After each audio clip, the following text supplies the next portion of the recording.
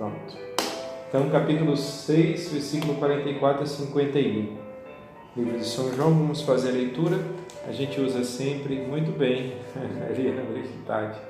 a liturgia das horas, ou a Bíblia de Jerusalém, e agora a Bíblia da Vozes, tão antigo que não tem nem mais capa, né? 1978. Aqui não difere praticamente nada da Bíblia, né? Então vamos ficar só com a Bíblia e com a liturgia. Vamos lá, capítulo 6, versículos 44. Ninguém pode vir a mim se o Pai que me enviou não o atrair, e eu o ressuscitarei no último dia. Está escrito nos profetas, e todos serão ensinados por Deus. Quem escuta o ensinamento do Pai e dele aprende, vem a mim.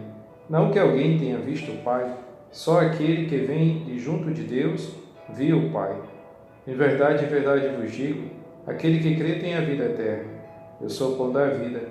Vossos pais no deserto comeram maná e morreram. E este pão é o que desce do céu, para que não pereça quem dele comer. Eu sou o pão vivo descido do céu. Quem come deste pão viverá eternamente. E o pão que eu darei é a minha carne para a vida do mundo. Então, é uma continuação, né, desta grande perícope que está no versículo, que está no capítulo 6, e temos algumas diferenças básicas. Versículo 45, tá aqui, está escrito, todos serão discípulos de Deus. Está na liturgia, na Bíblia está dizendo, e todos serão ensinados por Deus. Uma diferença bem substancial, né? Discípulos e ensinados. Inclusive, na própria Bíblia das Vozes também, vai falar de ensinados. É claro que todo aquele que é discípulo é um iniciado, né,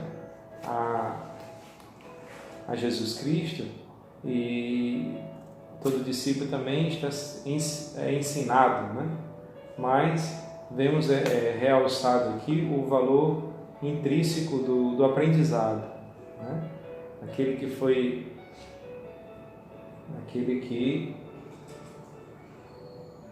está aprendendo os passos na caminhada com Jesus Cristo. Então, é bem simbólico, né? O fato, quer dizer, talvez eu não seja discípulo ainda, mas eu ainda estou aprendendo a viver a experiência do seguimento de Jesus.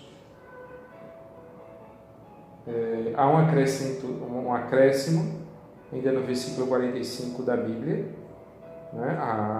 Aqui continua, ora, todo aquele que escutou o Pai, por ele foi instruído. Aqui diz, e quem escuta o ensinamento do Pai e dele aprende, quer dizer, ainda também não colocou a questão do ensinamento, né? E instruído na liturgia, aprende na Bíblia. No versículo 50, pronto, só temos esses dois versículos, né, com algumas variações. Versículo 50b tem uma variação na forma da afirmação, que ele vai falar aqui, quem dele, eis aqui o pão que desce do céu, quem dele comer nunca morrerá. Então, quem dele comer nunca morrerá, na Bíblia vai dizer, para que não pereça quem dele crer. É a mesma coisa, né? Só dito de uma maneira diferente. Quem dele comer nunca morrerá, para que não pereça quem dele comer. Então, praticamente altera o sentido dos termos, né? Do versículo, e altera a questão de morrerá e perecer. Só temos estas duas variantes. Nós temos alguma coisa aqui no rodapé. Vamos dar uma olhadinha aqui no rodapé.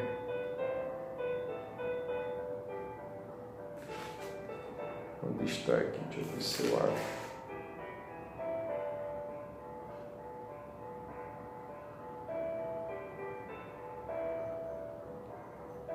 sobre o maná, né, como os hebreus no deserto, e subtendido, dada ou entregue, né, como muitos manuscritos precisam.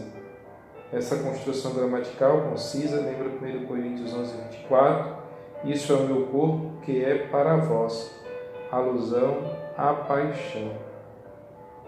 Então, é isso que Jesus fala quando diz: o pão que eu darei é a minha carne para a vida do mundo. Terminando o versículo 51. Né? Então, como vemos, o teor teológico, né, ele é muito forte. Né?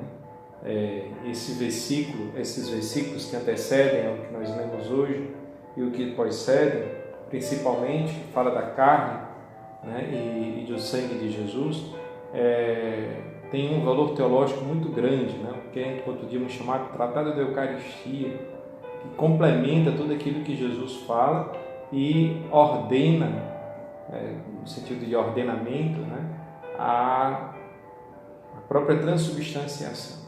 Né, reforça a presença intrínseca de Jesus Cristo naquele pão consagrado. A realidade ela pode ser menos evidente do que a parte mais espiritual, né, e profundamente religiosa, mas é a fé que complementa. Né? A fé que nós temos complementa a realidade tal e qual, né, que não parece ser aquilo que é. Ou seja, nós vemos apenas aquele pedaço de pão, né, aquela hóstia branquinha, que não parece o pão nosso de cada dia, mas é feito de farinha e água, né? E vemos aquele vinho, né? Às vezes nem vemos o vinho, né, por leigos, porque está dentro do cálice, mas sabemos que ali é vinho e que ali é um pedaço de pão, um simples pedaço de pão, sem nutriente algum. Então, a realidade é esta. O que nos garante que essa realidade ela é superior, ela transcende, ela inebria no campo espiritual é a nossa fé. A nossa fé é que fortalece a compreensão que nós temos diante de nossa catequese, né, diante daquilo que sabemos, mas só por meio da fé é que podemos valorizar a própria Eucaristia. É claro que poderíamos, de outro modo, do ponto de vista psíquico ou metodológico, valorizar a palavra, né? Como, por exemplo, Jesus se orienta pela palavra, quer dizer, a mensagem de Jesus é orientada pela palavra, a palavra com P maiúsculo, que é o próprio Jesus. A tradução desta palavra se dá por meio da palavra escrita, mas elas estão intimamente ligadas, né? É claro que uma coisa é aquilo que Jesus falou, né? É uma realidade, tudo aquilo que ele falou, da maneira como se expressou. Outra expressão é aquilo que os apóstolos, os discípulos, os evangelistas captaram e escreveram. Não são duas coisas diferentes, são duas realidades que se complementam. Até mesmo porque, na medida em que um apóstolo, um discípulo, um evangelista escreve, ele está tomando nota de uma tradição de uma tradução da voz, né? Que não vem de nenhum escrito, porque não existia antes nenhum escrito, a não ser os escritos antigos, né? O Antigo Testamento. Então, ele ouve e vai assimilando tanto uma narrativa, né, quanto uma construção de fatos, né? E, além disso, tem inspiração, né, por parte do escritor. Né? O escritor é inspirado por Deus, mas tem o seu toque. Né? A gente sabe que cada evangelista vai atuar de um modo específico em uma determinada comunidade e, a partir de um estudo teológico, principalmente exegético, né, vai mostrar a que se destina a obra, qual o interlocutor, né, o que o evangelista valoriza mais em determinado aspecto de Jesus. Então, existem várias reflexões baseadas sobre como, quando, onde, por onde, por quê, né? O evangelista escreveu desta forma. Porque uns falam de uma coisa, outros falam de outra. Porque uns começam de tal forma e outros começam de outra. Então, tudo tem uma perspectiva, né? E que a teologia estuda e vai proporcionando uma capacidade reflexiva sobre aquele determinado evangelista ou sua obra, né?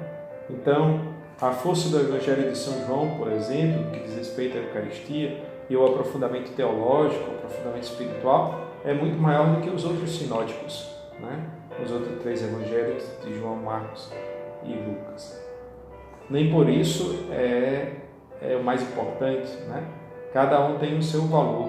Inclusive, o Evangelho de Mateus tem um valor bem substancial pelo enriquecimento de conteúdo, né, que tem neste livro. A força, então, da mensagem de hoje tem a ver com o pão e o vinho, o corpo e o sangue de Jesus, que resplandece, revigora e revivifica e dá a própria vida àqueles que creem. A crença que está na percepção, digamos assim, percepção eucarística da realidade sensorial, né, que supera os sentidos e está nos sentidos, é muito forte. O poder da palavra, o efeito do símbolo e a dinâmica de nossa fé deve provocar sempre em nós a necessidade de uma compreensão mais profunda desta realidade que é intocável. Eu posso tocar no pão, eu posso beber o vinho, que não é mais pão, né? Posso tocar no corpo de Cristo, eu posso beber o sangue de Cristo, mas a realidade transcendental espiritual, ela é intocável, ela é, no mínimo, no máximo, sustento, absorvida pela minha capacidade de ter fé. A fé a fé na própria Eucaristia e na dinâmica eucarística que se dá na comunhão comunitária, ela deve provocar sempre em mim a necessidade de percepção destas realidades. Uma realidade transcendente, espiritual, uma realidade palpável e que não é o ápice, né? Uma realidade simbólica, né? A mensagem que é transmitida pela voz e os gestos que são realizados, tudo isso tem a sua finalidade e vincula a atuação, né, daquele que participa, né, ativamente da Eucaristia, né, vincula isto à própria comunhão eucarística, ao entrelaçamento da criatura com o Criador, do ser humano com o Filho de Deus. Nesta unidade que realça muito mais uma ação também efetiva de mim, deve provocar também a minha conversão. É belíssimo. A teologia da Eucaristia, inclusive, em determinado momento, podemos fazer a leitura da imitação de Cristo, que fala de modo muito especial sobre isso. Essa teologia é muito bela. Parece que está no céu, né? Não conseguimos captar. Quem sou eu para poder transformar um pão em um pedaço de vinho no corpo de Deus? Quem sou eu? Quando eu vejo a mim mesmo, eu não sou nada. Mas Ele me deu a graça. Ele provocou em mim.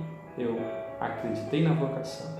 O bispo acreditou na minha vocação, me ordenou e eu tenho essa faculdade dada pelo bispo, sem mérito nenhum de minha parte, mas que diante da própria graça de Deus, vou vivendo com este dom muito especial, no qual eu sou indigno.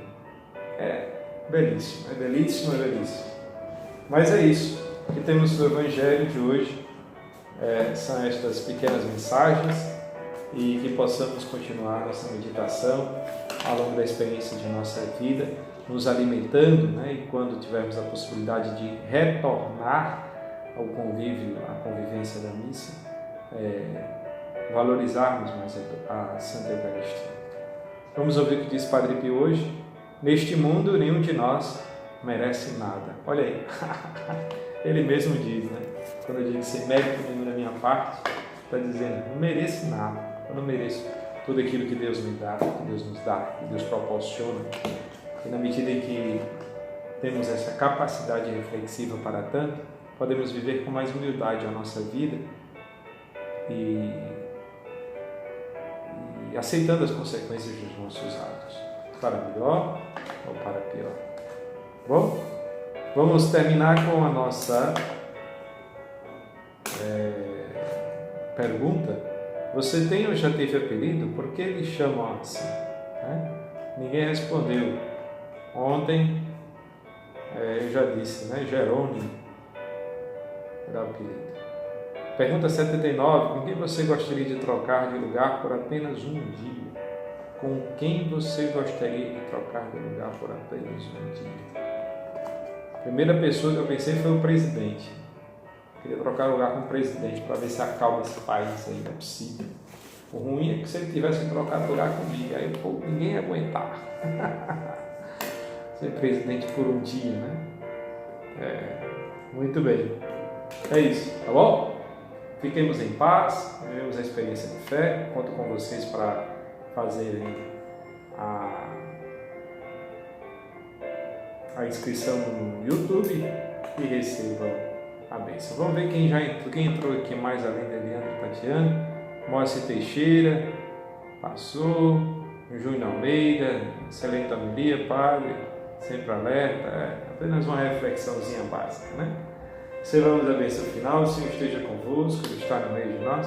Por intercessão de São João Batista e de Nossa Senhora da Saúde, abençoe-vos o Deus Todo-Poderoso, Pai, Filho e Espírito Santo. Amém. Fiquemos em paz, que o Senhor nos acompanhe.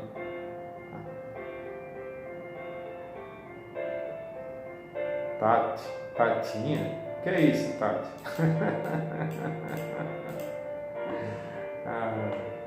Um abraço a todos.